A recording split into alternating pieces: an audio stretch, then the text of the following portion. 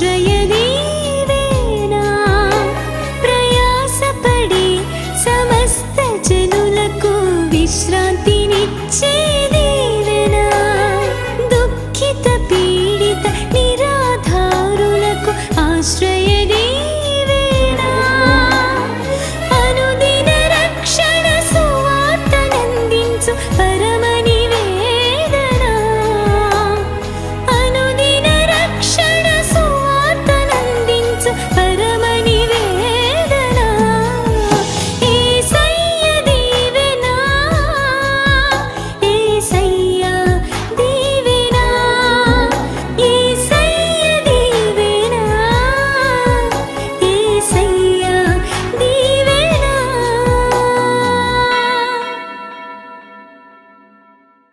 మారు మనసు పొందిన ముందు అలాగే మాట్లాడి రక్షణ పొందిన తర్వాత కూడా నువ్వు అలాగే మాట్లాడితే ఇంకా నీవు నూతన సృష్టివి కాలేదు, నువ్వు ఇంకా క్రీస్తు నందున్న వ్యక్తివి కాదన్నమాట. అర్థమవుతుందా? అందుకని రక్షణ పొందిన తర్వాత, మారు మనసు పొందిన తర్వాత బాగా గుర్తుపెట్టుకోండి, మన మాట సంపూర్ణంగా మారిపోవాలి. మన పిలుపులో అవతల వాడికి గౌరవం కలగాలి. మన పిలుపులో అవతల వాడికి ఏం కలగాలి? గౌరవం కలగాలి. అమ్మో దేవుని బిడ్డ పిలుస్తున్నాడు అనాలి. ఒక మాటలో చెప్పాలంటే నీలో అలాంటి గౌరవాన్ని ప్రజలు చూడాలి అని అంటే నీవు సంపూర్ణంగా యేసులాగా మారిపోవాలి. సంపూర్ణంగా యేసులాగా మారిపోవాలి. ఏమండి, మన ఇంటి దగ్గర మన చుట్టుపక్కల వాళ్ళ చిన్న క్రీస్తురా, ఒక చిన్న యేసు ప్రభురా అని చెప్పాలి. స్తోత్రం చెప్పండి.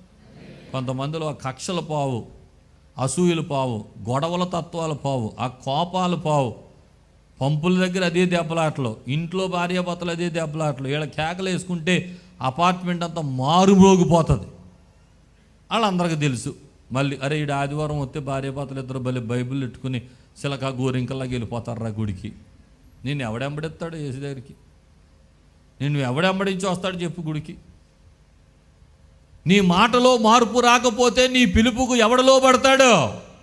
నీ స్వరంలో మార్పు రాకపోతే నీ పిలుపుకి ఎవరిలో పడతారు? కనుక ఆమె స్వరములో మార్పు వచ్చేసింది, ఆమె పిలుపులో మార్పు వచ్చేసింది. ఒకప్పుడు ఏం పిలిచిందో, ఎవరిని పిలిచిందో, దేనికి పిలిచిందో మనకు తెలియదు. కానీ ఇప్పుడైతే ప్రభువు కొరకు ప్రజలను పిలుస్తూ ఉంది. స్తోత్రం కలుగునుగాక. అలా మారిపోవాలి, అలా మారిపోవాలి, ఖచ్చితంగా మారిపోవాలి. మనమే సువార్తకు ఒక పత్రికలమైపోవాలి. స్తోత్రం చెప్పండి హల్లెలూయా. గట్టిగా చెప్పండి హల్లెలూయా.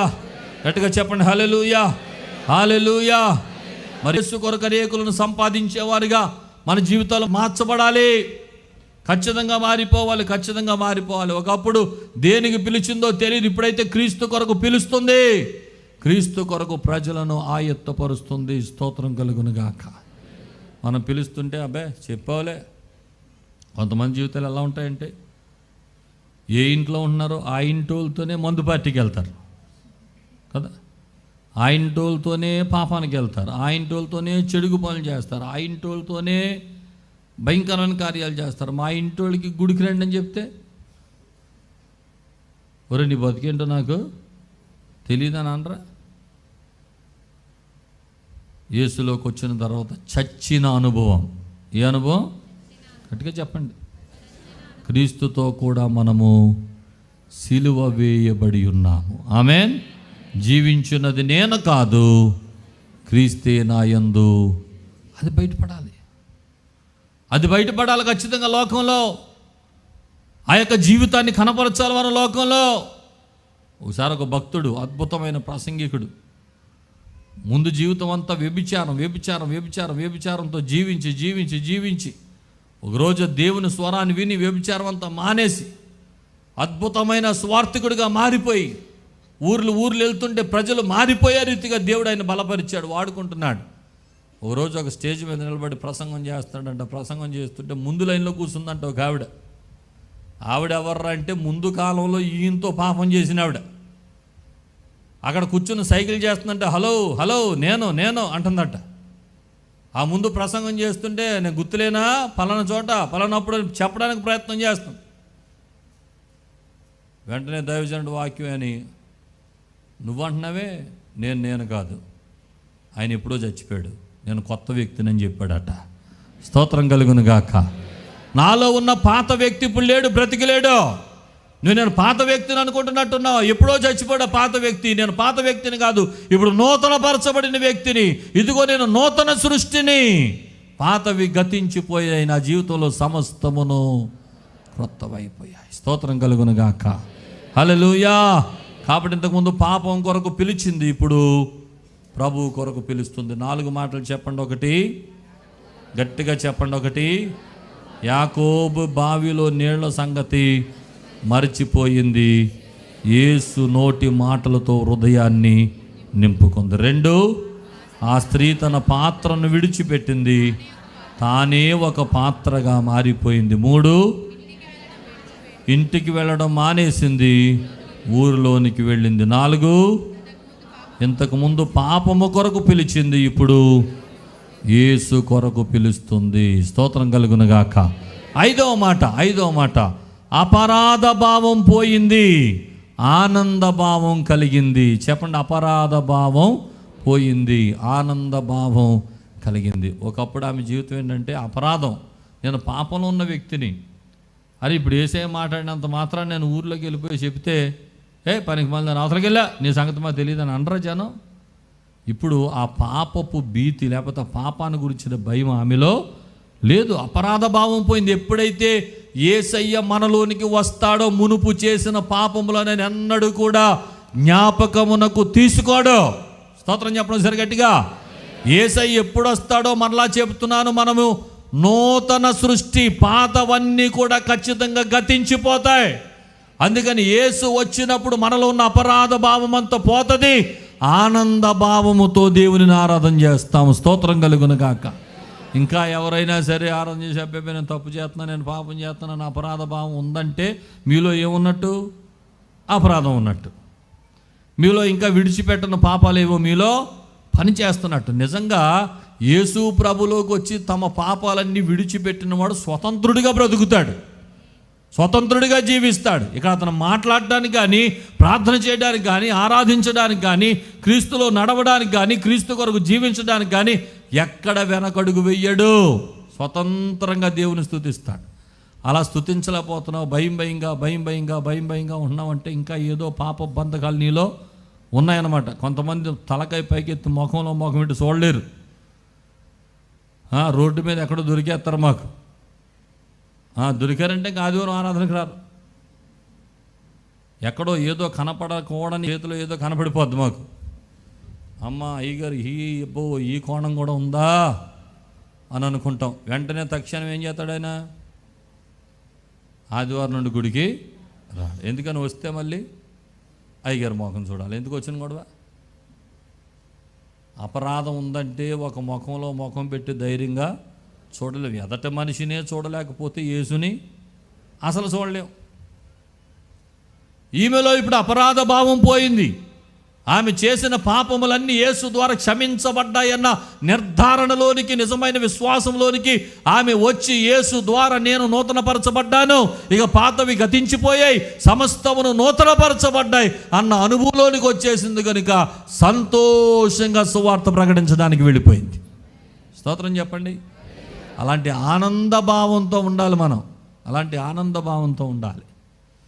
అపరాధ భావం మనలో నుండి తొలగిపోవాలి. సంపూర్ణంగా క్రీస్తు కొరకు సాక్షులమైపోవాలి. క్రీస్తు కొరకు యథార్థమైన జీవితాన్ని మనం జీవించే వారమై ఉండాలి. స్తోత్రం కలుగును గాక. గట్టిగా చెప్పండి హల్లెలూయా. బిగ్గరగా చెప్పండి హల్లెలూయా. చెప్పండి. అపరాధ భావం పోయింది, ఆనంద భావం కలిగింది. ఎప్పుడైతే క్రీస్తు నందు ఉంటామో మనలో కూడా జరిగే ప్రక్రియ అదే. అపరాధ భావం ఇంకా మనల్ని వెంటాడదాం. అపరాధ భావం ఇంకా మనలో ఉండదు. తప్పు చేశామనే ఆలోచనే మనలో ఉండదు. ఖచ్చితంగా స్వతంత్రులమైపోతాం. ఒక హృదయమంతా నిర్మలమైన హృదయంతో మార్చబడి ఆనంద భావముతో దేవుని ఆరాధన చేయగలుగుతాం. ఒకవేళ అలా లేకపోతే ఇంకా ఎక్కడో నీలో ఒక గిల్టీనెస్, ఇంకా ఎక్కడో నీలో తప్పు చేస్తున్నాననేటువంటి కోణం నీలో నిన్ను పీకుతా ఉంటే ఖచ్చితంగా గమనించు, నువ్వు ఇంకా క్రీస్తు నందు ఉన్న వ్యక్తివి కాలేదన్నమాట. క్రీస్తులోనికి వచ్చేయాలి. ఈరోజు ఎవడైనానో క్రీస్తు నందున్న ఎడల వాడు నూతన సృష్టి, పాత విగతించెను, సమస్తమును నూతనమైపోతాయి. దేవునికి స్తోత్రం కలుగును గాక. చెక్ చేసుకోండి ఒకసారి, నేను నూతన పరచబడిన వ్యక్తినేనా? నేను నూతన పరచబడిన వ్యక్తినేనా? ఈ మాట చదువుతున్నప్పుడు చాలా సాక్ష్యాలు గుర్తొస్తాయి. అందులో మన బిషప్ అయ్య గారి సాక్ష్యం.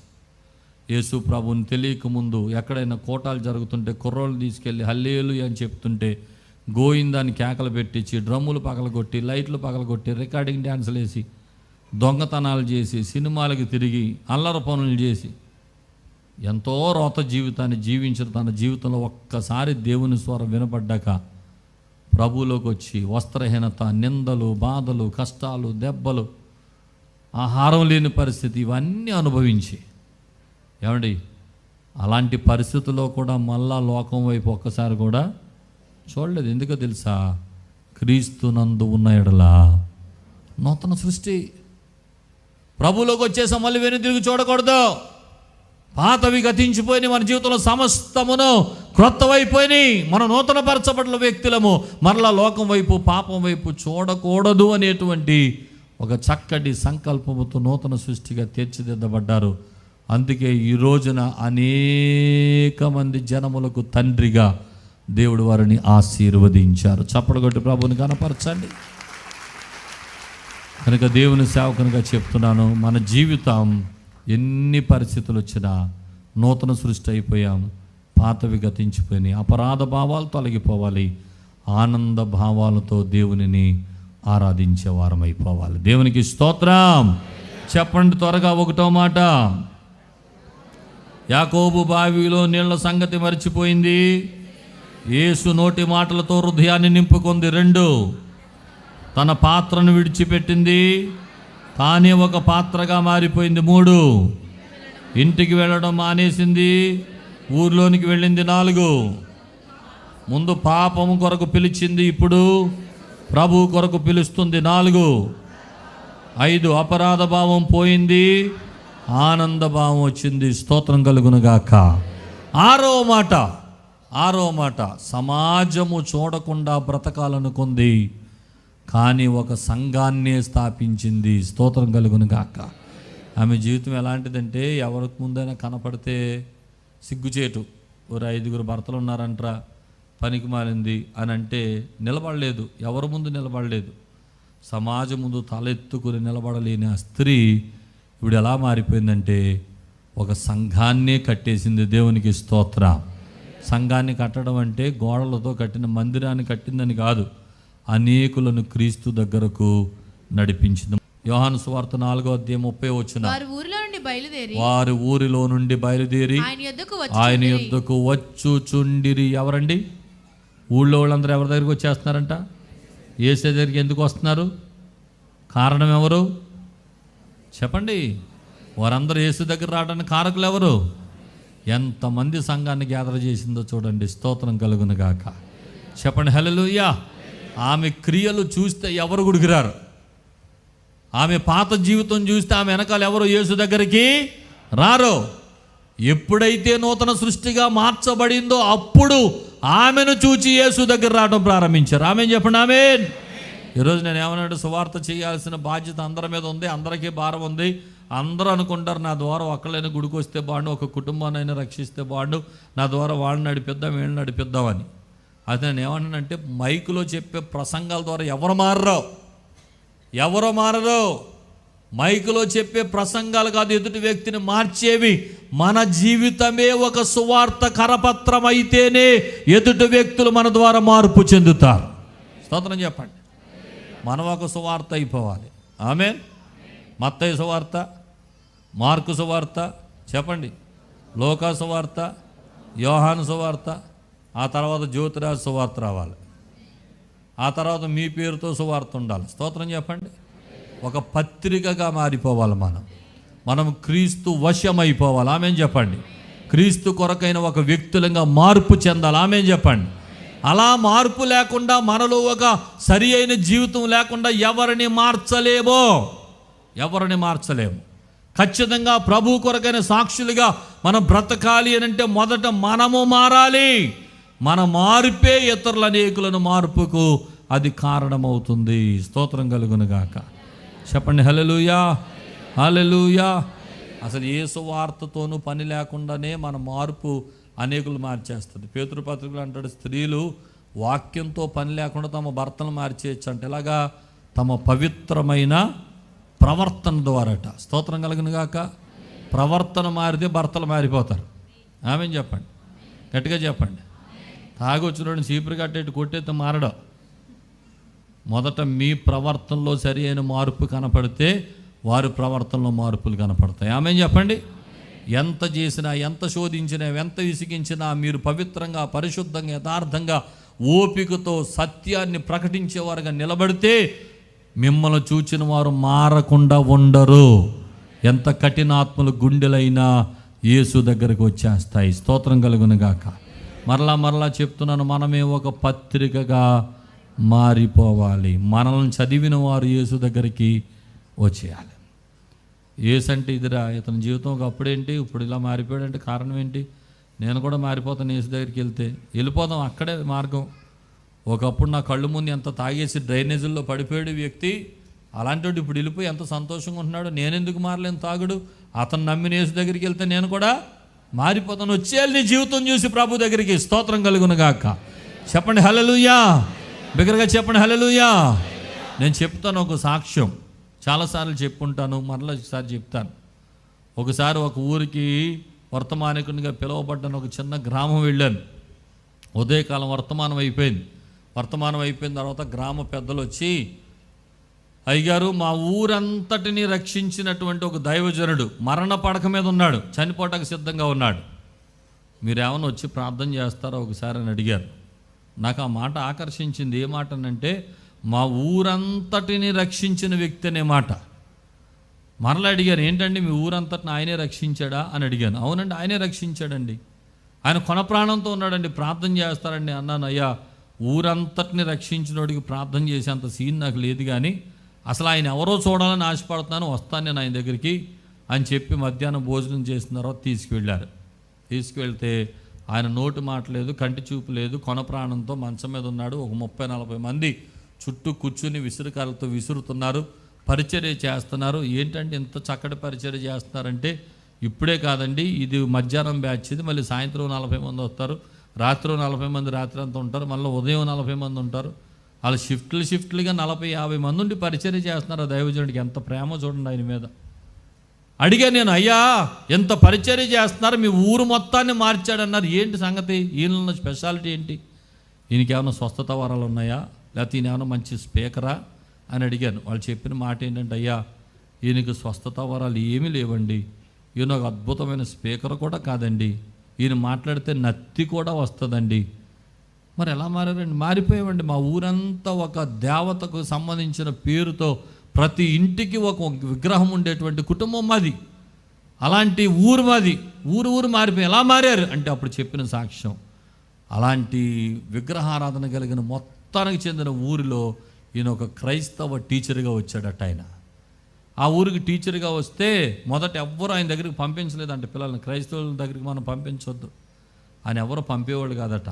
కానీ ఆ టీచర్ చేసే సేవలు ఎలాంటివంటే, నెలాఖరికి జీతం వచ్చే టయానికి ఆ జీతం పట్టుకుని ఊర్లో తిరగటం, ఎవరు పేదోళ్ళు ఉన్నారో, ఎవరు అడుక్కునే వాళ్ళు ఉన్నారో ఆయన జీతం అంతా పేదలకి ఖర్చు పెట్టడం, సేవ చేయటం, ప్రేమ చూపించడం, యేసయ్య ప్రేమ చూపించడం, నెమ్మదిగా ఒక్కొక్క పని చేస్తూ ఉంటే నెమ్మదిగా కొంచెం వారిలోనికి కొంచెం పాజిటివ్నెస్ వచ్చింది. ఈయన మంచిగానే ఉన్నాడు అని అనిపిస్తూ ఉంది. ఆయన నోటి మాట, ఆయన మాట తీరు, అడుక్కునేవాడిని సైతం యావండి అని పలికరించే సంస్కృతి, ఒక రిక్షా అబ్బాయిని కూడా గౌరవంగా మాట్లాడే సంస్కృతి, అలా ప్రేమతో మాట్లాడుతుంటే, మంచితనంతో మాట్లాడుతుంటే నెమ్మదిగా ఒక్కొక్కరు ఆకర్షించబడి ఒక రోజున పంచాయతీ దగ్గర కూర్చున్న మగవాళ్ళు మాట్లాడుకుంటున్నారట, మనం క్రైస్తవుడు అనే ఉద్దేశంతో స్కూల్కి పంపట్లేదు మన పిల్లల్ని, కానీ ఆయనలో ఏదో మంచితనం కనపడుతుందయ్యా, ఎంతమందికి సహాయం చేస్తున్నాడు కదా, మనం ఎందుకు ప్రక్కన పెట్టాలి అనుకున్నారట. ఆ తదుపరి అనుకున్న వెంటనే స్కూల్కి పిల్లల్ని పంపటం మొదలుపెట్టారు. ఆ స్కూల్లో పిల్లల అల్లరితనం, వాళ్ళలో ఉండే ఆ లోకానుసారమైన పరిస్థితి అంతటిని మార్చివేయటం మొదలుపెట్టాడు. ఆయన ప్రేమతో, ఆయన పరిశుద్ధతతో, ఆయన సాత్వికమైన జీవితంతో చిన్నపిల్లలు ఆకర్షించబడుతున్నారు. చాలా మంచిగా అంకులు అని మాస్టర్ అని చాలా చుట్టూ తిరుగుతూ ఉన్నారు. ఆ ప్రేమలు చూసి నెమ్మదిగా పెద్దవారు కూడా వచ్చి ఆయనతో మాట్లాడటం మొదలుపెట్టారు. ఎప్పుడైతే ఆయనతో మాట్లాడుతున్నారు. ఏదో ఒక తెలియని దైవికమైన శాంతి, ఒక సమాధానం ప్రతి ఒక్కరిలో అలుముకుంటూ మొదలుపెట్టింది. అలా నెమ్మదిగా ఒక రోజున ఒక కుటుంబం మాస్టర్ దేవుడే నిజమైన దేవుడే యేసు ప్రభువుని నమ్ముకున్నారట. 30 సంవత్సరాలకి ఊరు యేసు ప్రభే నిజమైన దేవుడని ఊరంతా యేసయ్య ఊరుగా మారిపోయిందట. స్తోత్రం చెప్పండి, హల్లెలూయా. దేని ద్వారా? ఆయన ప్రసంగాలు చేశాడా? ఆయన స్వస్థత ప్రార్థనలు చేశాడా? ఆయనకి ఏమైనా వరాలు ఉన్నాయా? ఏమీ లేదు. ఒకే ఒక సాక్ష్యం, ఆయనలో ఉన్న మంచితనం, ఆయనలో ఉన్న ప్రేమ, ఆయనలో ఉన్నటువంటి పరిశుద్ధత, ఆయనలో ఉన్న నీతి, ఆయనలో ఉన్న సాత్వికం, ఆయనలో ఉన్న తగ్గింపు మనసు ఒక ఊరంతటిని కూడా దేవుని మందిరంగా మార్చేసింది. ఊరంతా కూడా రక్షించబడిన ఊరిగా మారిపోయింది. స్తోత్రం కలుగును గాక. ఈమె సమాజాన్ని చూడకుండా బ్రతకాలనుకుంది, కానీ ఈమె ఒక సంఘాన్ని స్థాపించినట్లుగా, అనేకులు రక్షించినట్లుగా, ఏ రీతిగా తన నూతన సృష్టిగా మారిపోయిందో ఈరోజు మరలా చెప్తున్నాను. మన ప్రవర్తన మన చుట్టూ ఉన్న వారిని యేసు దగ్గరకు నడిపించేస్తుంది. ఆమేన్. మన ప్రవర్తన సరి లేకుండా ఒక్క ఆత్మను కూడా ప్రభు దగ్గరికి మనం నడిపించలేం. మన సాత్వికం అనేక మందిని యేసు దగ్గర తీసుకొస్తుంది. మన తగ్గింపు అనేక మందిని యేసు దగ్గర తీసుకొస్తుంది. మన పరిశుద్ధత అనేక మందిని యేసు దగ్గర తీసుకొస్తుంది. కనుక నూతన సృష్టిగా మార్చబడ్డావా? నీ తలంపులు, నీ క్రియలు, నీ మాటలు, నీ ఆలోచనలు, నీ చూపు, నీ ప్రవర్తన ఒక నూతనమైన ఆ క్రీస్తు స్వారూప్యంలోనికి మార్చబడ్డాయా? మార్చబడకుండా నీ ద్వారా ఏది సాధ్యము కాదు. నీవు క్రీస్తు కొరకు ఒక సాక్షిగా బ్రతకలేవు అనే సంగతి దేవుని సేవకునిగా జ్ఞాపకం చేస్తున్నాను. ఇక 7వ మాట చెప్పి నేను ముగిస్తాను. 6 మాటలు చెప్పండి. 1, యాకోబు బావిలో నీళ్ల సంగతి మర్చిపోయింది, యేసు నోటి మాటలతో హృదయాన్ని నింపుకుంది. 2, తన పాత్రను విడిచిపెట్టింది, ఆమె పాత్రగా మారిపోయింది. 3, ఇంటికి వెళ్ళడం మానేసింది, ఊర్లోనికి వెళ్ళింది. 4, ఇంతకుముందు పాపం కొరకు పిలిచింది, ఇప్పుడు యేసయ్య కొరకు పిలుస్తుంది. 5, అపరాధ భావం పోయింది, ఆనంద భావం కలిగింది. 6, సమాజము చూడకుండా బ్రతకాలనుకుంది, కానీ ఒక సంఘాన్ని కట్టేసింది. ఆమేన్. 7వ మాట, తాను తగ్గించబడిపోయింది, యేసును హెచ్చించింది. చెప్పండి, తాను తగ్గించబడిపోయింది, యేసును హెచ్చించింది. 4వ అధ్యాయం 41, 42 వచనాలు చదువుదాం. చివరి మాటలు. ఆయన మాటలు వినినందున ఇంకను అనేకులు నమ్మి ఆ స్త్రీని చూచి ఇక మీదట నీవు చెప్పిన మాటను బట్టి కాక మా మట్టుకు మేము విని ఈయన నిజముగా లోకరక్షకుడిని తెలుసుకుని నమ్ముచున్నామనేది. స్తోత్రం కలుగును గాక. ఇంతకుముందు ఎవరిని బట్టి ప్రభు దగ్గరికి వచ్చారు వాళ్ళు? చెప్పండి. సమరయ స్త్రీ మాటను బట్టి ప్రభు దగ్గరికి వచ్చారు. ఇప్పుడు ఏమన్నారు తెలుసమ్మా? ఇదివరకు నీ మాటను బట్టి మేము ప్రభువుని నమ్మాం, ఇప్పుడు నీ మాట కాదు. ఎవరి మాటను బట్టి? ఆయన మాటలు విన్న తర్వాత ఆయన లోకరక్షకుడిని మేము తెలుసుకున్నాం. అలా మాట్లాడతారేంటి? మిమ్మల్ని తీసుకొచ్చింది ఎవరు? నేను కదా, నా వెనకాల తిరగాలి కదా మీరు, ఆయనే తిరిగిపోతారేంటి? అందా ఆమె తగ్గించబడింది, యేసు నామం హెచ్చించబడింది. స్తోత్రం చెప్పండి, హల్లెలూయా. ఎంతమందిని రక్షించినా, ఎన్ని ఆత్మలు రక్షించినా మనం కింద ఉండాలి, యేసయ్య పైన ఉండాలి. ఆమేన్ చెప్పండి, గట్టిగా చెప్పండి. కొంతమంది తీసుకురారగా ఒక్క ఆత్మను తీసుకొచ్చి వాళ్ళు రక్షించబడిన తర్వాత, నిన్ను రక్షించింది నేనే, గుర్తుపెట్టుకో, మా ఇంట్లో కూరగాయలు నువ్వే తేవాలి, మా ఇంట్లో పనులన్నీ నువ్వే చేయాలి, మాకు ఏ పని ఉంటే ఆ పని నువ్వే చేయాలని తెగ తిప్పేస్తారని పట్టుకుని, మళ్ళీ ఆడు క్రీస్తు ప్రభువుని వదిలిపెట్టి లోకంలో కలిసిపోయే వరకు పీకేస్తారని పట్టుకుని. యేసు ప్రభులోకి నడిపించిన తర్వాత మన ఇన్ఫ్లుయెన్స్ ఏమి ఉండకూడదు. నక్షత్రం ఎక్కడి వరకు వచ్చింది జ్ఞానులకు చూపించడానికి? యేసు ఉన్న ఇంటి వరకు వచ్చి నక్షత్రం వెళ్ళిపోయింది. నక్షత్రం పని ఏంటంటే యేసు ఉన్న ఇల్లు చూపించడం వరకే. ఆ తర్వాత వాళ్ళు పూజ చేసుకుంటారు. దేవునికి స్తోత్రం కలుగును గాక. ఇక మన ఇన్ఫ్లుయెన్స్ ప్రజల మీద ఉండకూడదు. ఈమె కూడా నడిపించడం వరకే చేసింది. ఇప్పుడు వాళ్ళు ఏమంటున్నారు తెలుసా? ఇదిగో ఒకప్పుడు నీ మాటను బట్టి మేము నమ్మాం, కానీ ఇప్పుడు నీ మాట కాదు, మేము స్వయంగా ఆయన మాటలు విన్నాం, ఆయన మాటలు నమ్మాం, ఇప్పుడు ఆయన యందు విశ్వాసం ఉంచుతున్నాం. అందరూ కలిసి దేవుని స్తుతించారు. స్తోత్రం కలుగును గాక. చెప్పండి హల్లెలూయా. మనము తగ్గాలి, ఆయన హెచ్చాలి. చెప్పండి, మనము తగ్గాలి, మనము ఎంతైనా తగ్గించబడాలి. ఆయన ఎంతైనా హెచ్చించబడాలి. స్తోత్రం కలుగునుగాక. చెప్పండి హల్లెలూయా. కాబట్టి ఈ మాటలన్నీ కూడా నూతన సృష్టిగా మార్చబడిన వాని జీవితంలో ఉండాల్సిన అనుభవాలు. నూతన సృష్టిగా మారిపోతే నువ్వు నీ కోసం కాదు, నువ్వు దేశం కోసం, నీ ఊరు కోసం, నీ ప్రజల కోసం, నీ యొక్క నశించుచున్న ఆత్మల కోసం మారిపోతావు. నువ్వు అలా మారిపోవాలి. ఒకవేళ ఇంకా అలా మారకపోతే ఒక ప్రార్థన చేసి, ప్రభువా ఇక నుండి నా జీవితాన్ని నూతన సృష్టిగా మార్చుకుంటాను, పాతవన్నీ విడిచిపెడతాను, నూతన వ్యక్తిగా నేను మార్చబడతాను అని ఒక ప్రార్థన చేసుకొని దేవునికి మనం అప్పగించుకుందాం. ఒకసారి లేచి నిలబడండి. లేచి నిలబడి మన 2 చేతులు పైకెత్తి స్వరం తెరిచి ఒక వారు బిగ్గరగా ప్రార్థన చేయండి. ప్రభువా ఇంకా ఎక్కడైనా పాతవి నాలో కనపడుతున్నాయేమో, నన్ను నేను పరీక్షించుకుంటూ వాటిని ఒప్పుకుని విడిచిపెడుతున్నానయ్యా. ప్రభువా నువ్వు వాడుకుంటానికి అర్హమైన పాత్రగా నన్ను మలచండి నాయనా. యజమానుడు వాడుకొనుటకు అర్హమైన పాత్రగా ఉండుటకు, యజమానుడు వాడుకొనుటకు అర్హమైన పాత్రగా ఉండుటకు, జీవితాంతం పోరాడు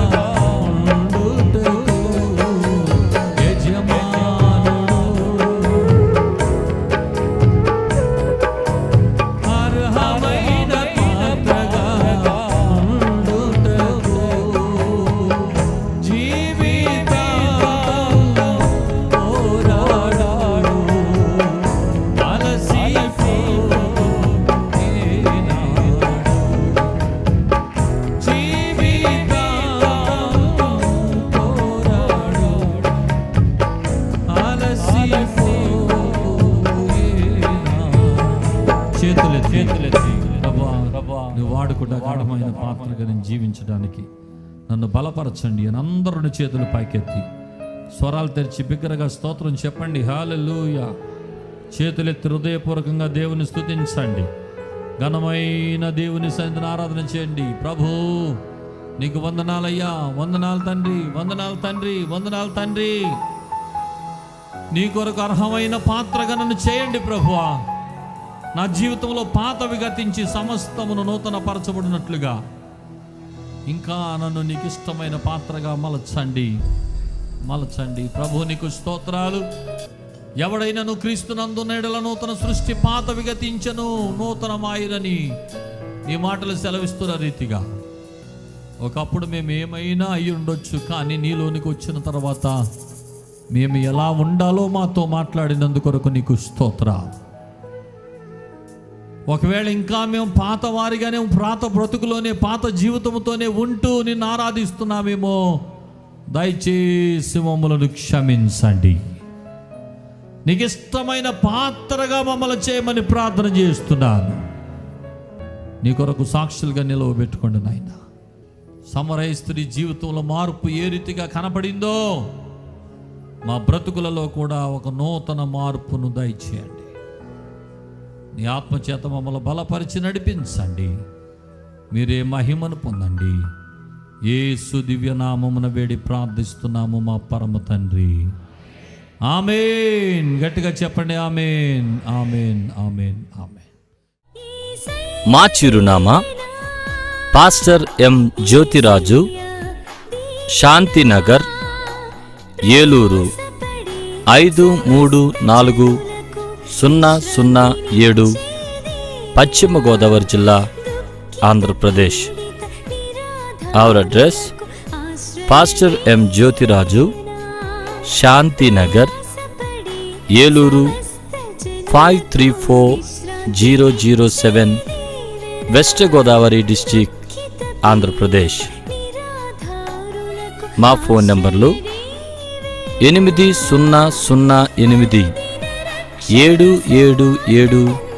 777 మరియు 8008 777 444.